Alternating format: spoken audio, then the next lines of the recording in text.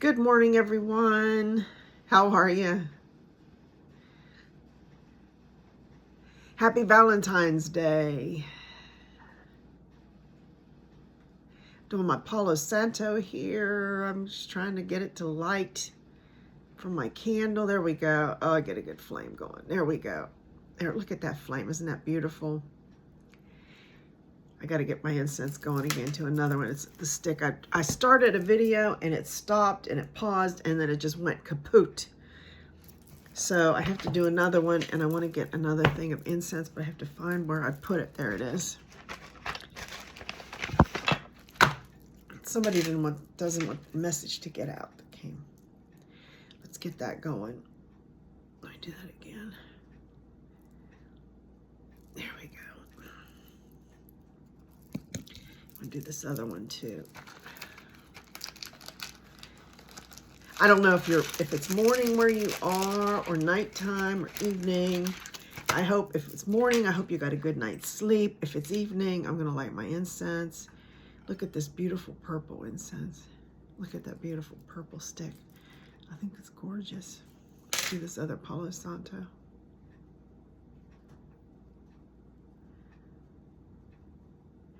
I was talking about, I talked about Saint Valentine, or I guess I don't know if there's a saint, but the legend of Valentine's Day.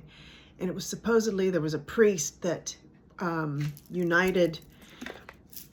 married couples in secret. That's the legend. I'm gonna try to light this, get a good flame going there on this one too. There we go. Isn't that beautiful? I think it looks so cool on the light there. Look how gorgeous that is. Bless the space. Let's try this again. Take 2. It was just 202 when I started that. Can't get this other one to smoke. I don't know why. Let's get some smoke going here.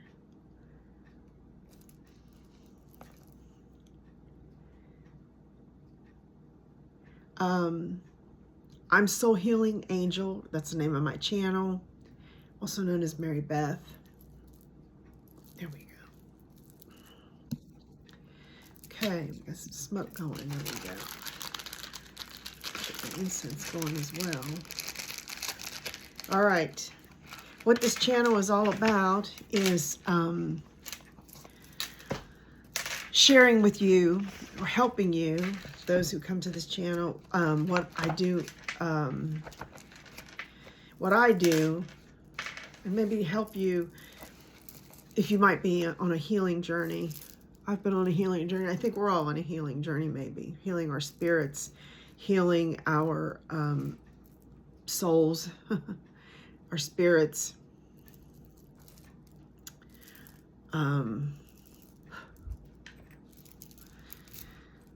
To try to share with you what I do, what I go through, and maybe just give you some tips and just some things to think about as we're all healing. One of the things I do, and my name is Mary Beth, one of the things I do is meditate in the morning. I try to do it in the morning, first thing, after I have my cup of coffee. At least 1 cup, maybe 2, but usually it's 1. I have it dark in my room. It's my bedroom, and I light some incense. I do my Palo Santo. I was saging, using white sage. I had blue sage, I think, before, and I was told to switch up my not using sage right now. With sage, you have to watch out because you have energy coming in and out, and it kind of almost opens a portal. But I was told to not use the sage for now. Use some other things like either juniper, cedar, or rosemary, which I don't have, or you can even light cinnamon or something, but I don't even have that right now. I need to go to the store. So I'm just using the Palo Santo, and I have incense as well. It's burning. So I'm using that right now. And I write down, I have a journal, and I write down what words come to me. I sit in the silence. I actually close my eyes and listen. I say, Mother, Father, God, Source, your servant is listening. Speak. What is it I need to know for my highest good and the highest good of all today? And I wait. And I wait to hear for that little voice. I call it the voiceless voice, and that's a term I just learned a few weeks ago from Neale Donald Walsch, hearing him on a podcast, and I listen for words or phrase that come to me. Today, the first one was breathe, or actually it was breath first. I was thinking breathe. Then the phrase that came to me was, by name I called you.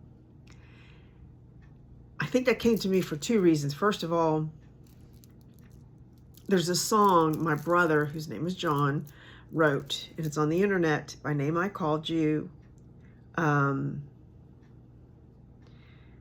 He sang it at our father's funeral and at our mother's funeral. He wrote this many, many years ago. Our father died in 2004. He actually wrote that way before that. And he's in the song. It's just gorgeous. Of course, when I hear it, I tear up. But that phrase came to me, by name I called you. And in that song, there's this phrase that also came to me in my meditation that made me think of it. Be still and know that I am God. Be still and know that I am God. There are phrases of that. I think there's some phrases in Psalms where God tells us that too as well. Oh, let me ring my bell. I didn't do that. And my little Statue of Liberty bell.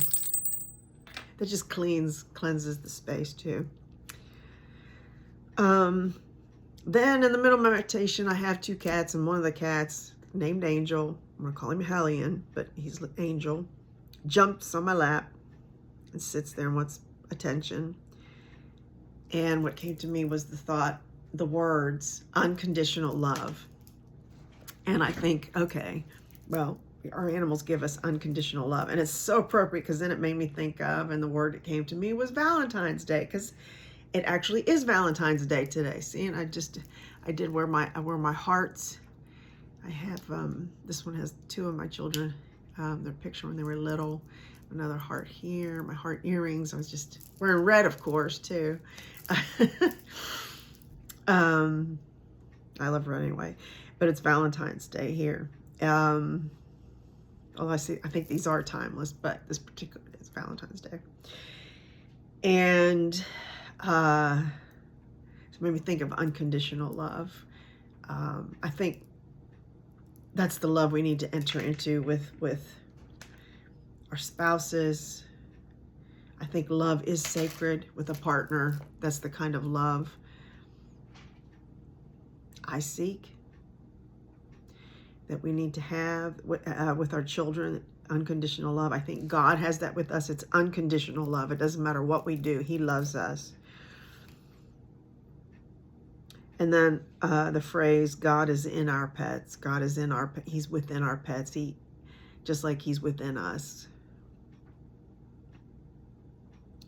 And then the word that came to me was nature, and meaning Mother Nature. And then I took that as meaning also that I need to get out in nature more. That is how I ground. I need to be in nature, to touch some trees or to get my feet in the grass, being in nature. Although I do work with animals, but sometimes, and I have animals, but I need to be out in Mother Nature. So that was the other word then that came to me this morning. So that's what came to me in my meditation. If I hadn't said it already, I'm going to say it again. Happy Valentine's Day to all of you. Hope you have a great day. Hope you have something special from your special partner, friend, whatever friend. I'm going to buy myself something special. I'd sing the Miley Cyrus song. I do it at the checkout line and talk to the clerks. I'm like, I can buy myself flowers, write my name in the sand. I think that's fun. I like doing that. Okay. So I have that. Then I wanted to share with you on my calendar, my devotional calendar that I share with a few friends in the morning, what came up, and it was perfect for Valentine's Day. It said, God's love is meteoric, His loyalty astronomic, His purpose titanic, His verdicts oceanic. Yet in His largeness nothing gets lost. How exquisite your love, O God! How eager we are to run under your wings. excuse me, it's Psalm 36, verse 5 through 7. God's love is meteoric. Oh my gosh. I couldn't say it better. That's just great. God's love is meteoric. And I want to look it up in my Bible. Psalm 36, verse 5 through 7. It's God's mercy and loving kindness. Here it is in the Bible. It's said just a little differently. Thy mercy, O Lord, is in the heavens, and thy faithfulness reacheth unto the clouds. Thy righteousness is like the great, these words are italic, is like the great mountains. Thy judgments are a great deep. O Lord, thou preservest man and beast. How excellent is thy loving kindness, O God. Therefore, the children of men put their trust under the shadow of thy wings. Isn't that beautiful to think, to be under the wings of God, to be wrapped in the wings of God? How protected are we? How protected are we under the wings of God? How loved are we? How loved are you? How loved are we? You know you're loved. All right, I want to go to something to think about. The Course in Miracles, and I open up to Key Lesson 137. When I am healed, I am not healed alone. Today's idea remains the central thought on which salvation rests. For healing is the opposite of all the world's ideas which dwell on sickness and on separate states. Sickness is a retreat from others, and a shutting off of joining. It becomes a door that closes on a separate self and keeps it isolated and alone. Listen to this. Sickness is isolation. I'll say it again. Sickness is isolation. For it seems to keep oneself apart from all the rest, to suffer what the others do not feel. It gives the body final power to make the separation real and keep the mind in solitary prison, split apart and held in pieces by a solid wall of sickened flesh, which it cannot surmount. The world obeys the laws that sickness serves, but healing operates apart from them. It is impossible that anyone be healed alone. In sickness must he be apart and separate. But healing is his own decision to be one again. So we're all one. And to accept his self with all its parts intact and unassailed. In sickness does his self appear to be dismembered and without the unity that gives it life. But healing is accomplished as he sees the body has no power to attack the universal oneness of God's Son. Sickness would prove that lies must be the truth, but healing demonstrates that truth is true. The separation sickness would impose has never really happened. To be healed is merely to accept what always was the simple truth and always will remain exactly as it has forever been. Yet, eyes accustomed to illusions must be shown for what they look upon is false. So healing, never needed by the truth, must demonstrate that sickness is not real. Healing might thus be called a counter dream, which cancels out the dream of sickness in the name of truth, but not in truth itself.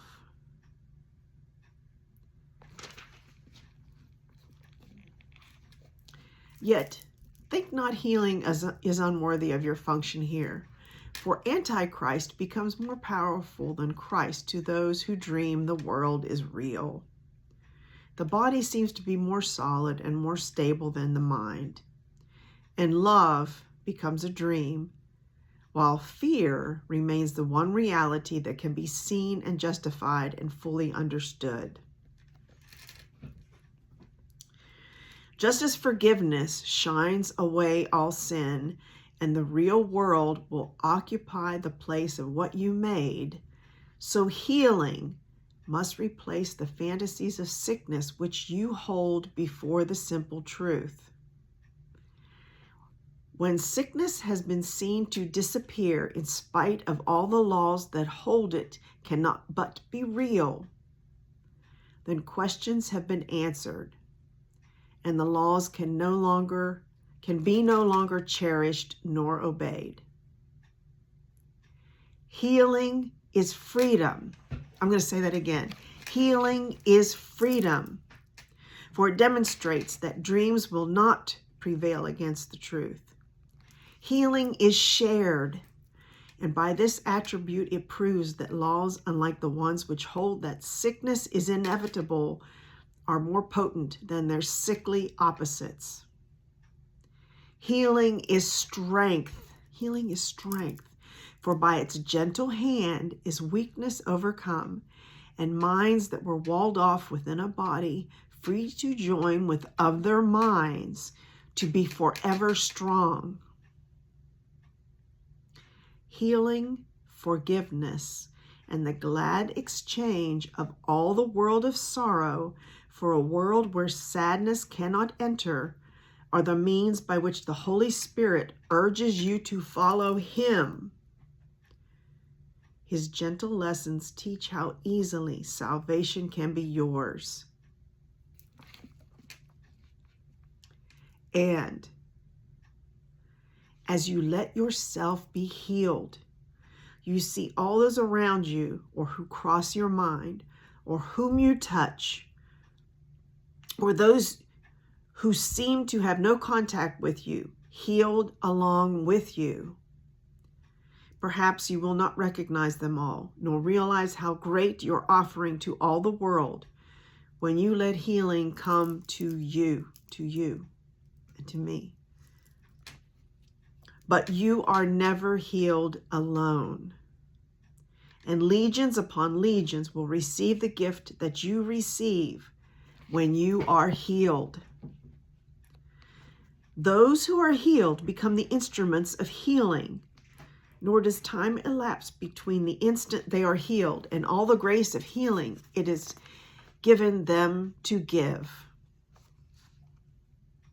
Nor does time elapse between the instant they are healed and all the grace of healing it is given them to give. What is opposed to God does not exist, and who accepts it not within his mind becomes a haven where the weary can remain to rest. For here is truth bestowed, and here are all illusions brought to truth. Today we ask that only truth will occupy our minds. I need another drink. That thoughts of healing will this day go forth from what is healed to what must yet be healed, aware that they will both occur as one. We will remember as the hour strikes, our function is to let our minds be healed, that we may carry healing to the world, exchanging curse for blessing, pain for joy, and separation for the peace of God. Is not a minute of the hour worth the giving to receive a gift like this? Is not a little time a small expense to offer for the gift of everything? Yet we must be prepared for such a gift. And so we will begin the day with this and give 10 minutes to these thoughts with which we will conclude today at night as well. This is what we need to say. When I am healed, I am not healed alone, and I would share my healing with the world, that sickness may be banished from the mind of God's one Son, who is my only self.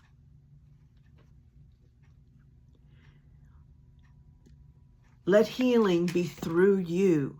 Let healing be through you this very day. And as you rest in quiet, be prepared to give as you receive, to hold but what you give, and to receive the word of God to take the place of all the foolish thoughts that ever were imagined. Now we come together. We come together to make well all that was sick and offer blessing where there was attack. Nor will we let this function be forgot as every hour of the day slips by, remembering our purpose with this thought. When I am healed, I am not healed alone. And I would bless my brothers, for I would be healed with them as they are healed with me.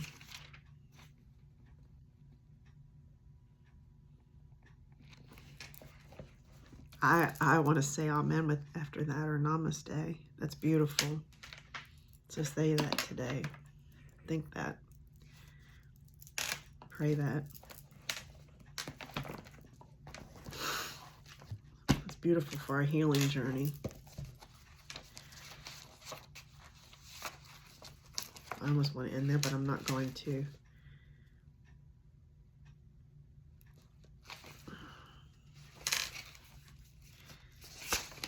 All right. Take a breath, or take a drink, maybe. Here's something about love from a little book of Buddhism. If there is love, there is hope that one may have real families, real brotherhood, real equanimity, real peace. If the love within your mind is lost and you see other beings as enemies, then no matter how much knowledge or education or material comfort you have, only suffering and confusion will ensue.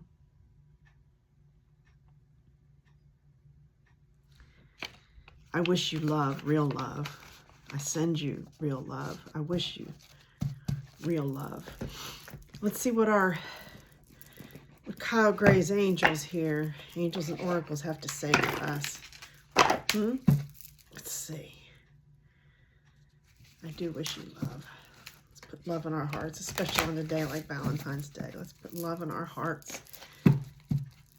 Let's send love to Mother Gaia. How about? Love to our ancestors. I just got to chill when I said that. Let's send love to our guardian angels and our guides. Okay, I just had two things fly out. Wow. Oh, I had witch, be the light. And I had traveler, move in a new direction. Wow. Witch, and then move in a new traveler, move in a new direction.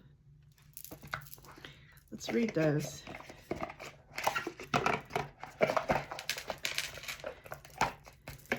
Let's do witch first. Witch.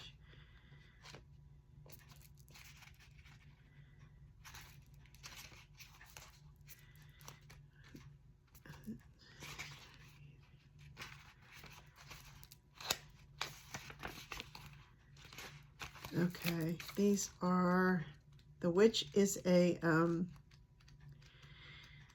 these are what? Sacred ones. Witch is a sacred one. You've got a witch, and she's got a butterfly in her hair, and it's a beautiful, but almost like a moth, I guess, or butterfly. And then she's got a beautiful owl. Be the light. Message. Take the higher road and choose the light. Remove yourself from lower energy experiences. Wow. The witch card represents the maiden aspect of the triple goddess of paganism and modern Wicca. The maiden is a gentle, innocent, and pure aspect of the goddess, a loving soul who wants nothing but the best for the whole earth. Here, she is joined by a horned barn owl, showing that she is willing to respect those with more wisdom and experience than she has. But she is also willing to trust what she feels to be right within. With this card, you are being reminded of the goodness within. I believe we all have goodness. I believe everyone, even those with demonic forces, that it's there somewhere. It's buried way deep within, but it's there. Extended message. No matter what is happening to you or around you, you have a choice. Choose not to be pulled into dramas, bickering, or energies that are just going to limit your joy. If you are surrounded by people who are hostile towards you or someone else, or you are in a negative situation, perhaps in your workplace, you are being invited to be the light. You are an incredible person who can really bring light. So how can you change the energy? How can you redirect the conversation to love? How can you protect yourself? How can you help the person that is being picked on? Or are you the one who is guilty of causing drama? You will know the answers. Know also that you are being encouraged to shine the light. Shine the light you were born to share. Shine the light. We all have light within us. Let your light shine. Be the light. All right. Traveler. Oh, she's in here too. Traveler. Move in a new direction. She's just got, I guess she probably has a little bag with her. I don't know. Welcome any opportunities to travel, either to the outer world or to your inner world. Inspired by the Romani travelers, this card represents the nomadic spirit within. This opportunity to move in a new direction is coming your way, and ancestral wisdom is encouraging you to welcome it with open arms. Going on a trip is an exciting process. It is, isn't it? Because not only do you learn about the world, you also learn about yourself. This card often comes up when you have a chance to go through a process of awakening and understand even more about the amazing qualities you have to share with the world. Often such journeys can be lonely, but this in itself can teach you that you are never really alone, and your angels and ancestors are there for you. The extended message is that the road you are on may be the road less traveled. You know, that's a book, The Road Less Traveled. I forget who the author is, but it's a beautiful book. I've read it in the past. But this journey is going to be highly beneficial for your emotional and spiritual growth. If it isn't about covering outer distance, it's about covering distance within. And you will be evolving every single moment of it. Part of your own personal evolution. It's all about growth. Remember to keep things simple and to lighten your load. We don't need much, do we? Because that will make your journey more enjoyable. You are also being encouraged to see how far you've come and how you've really grown as a person, because this recognition will support you in going even further. And there's a good chance that along the way, you'll make new friends who will be companions for a lifetime. We're never too old to make new friends, you know? It's beautiful. Traveler, move in a new direction.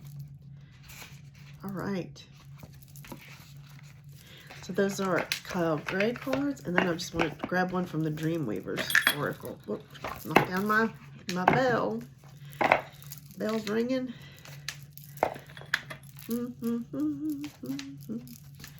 Ring my bell. I don't think that's what that is. A tune. Is that a tune? I don't know. I'm not sure if that is or not.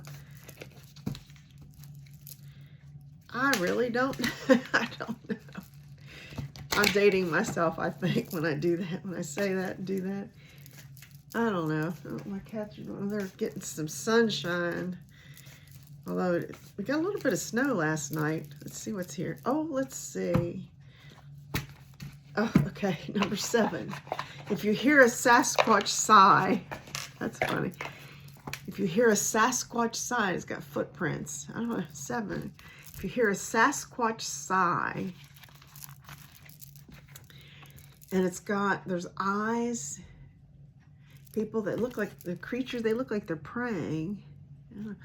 Essential meaning, spiritual narcolepsy. Seeing through the lens of separation, competition, arrogance, ego, narrow-mindedness. That's interesting. If you hear a Sasquatch sigh, know that they are sad because you've fallen into the trap of spiritual narcolepsy. Does it mean you're sleeping? You've forgotten your partnership with the universe and instead are working through your ego. Okay. We need to get rid of our ego. You think you see clearly, but you're temporarily blinded to the magic in the world. Perhaps you're comparing yourself with others. Try not to do that. I tend to do that. We got to stop doing that. Or perhaps you are seeing through the lens of lack and limitation. I tend to do that too. And therefore thinking there isn't enough or that you are not enough. We got to stop doing that. Stop. In this moment, think abundance. Think from abundance. In this moment, you're being called to wake up and remember the inherent divinity in all things and all people. We're all divine. We're all divine beings. Think of that. And the divine wants us to be abundant. Perhaps you can't see the magic and mystery because you've lost faith. You don't believe, or you've become hypnotized by temporary outer conditions that present as rigid or fixed. You may feel an overwhelming weight and responsibility on your shoulders to make things happen. Yes, life can be truly hard, unfair, unreliable, exhausting, irrational, and chaotic. Yeah. Yep. But none of those things are permanent or personal. You know what I always say? This too shall pass. It's true.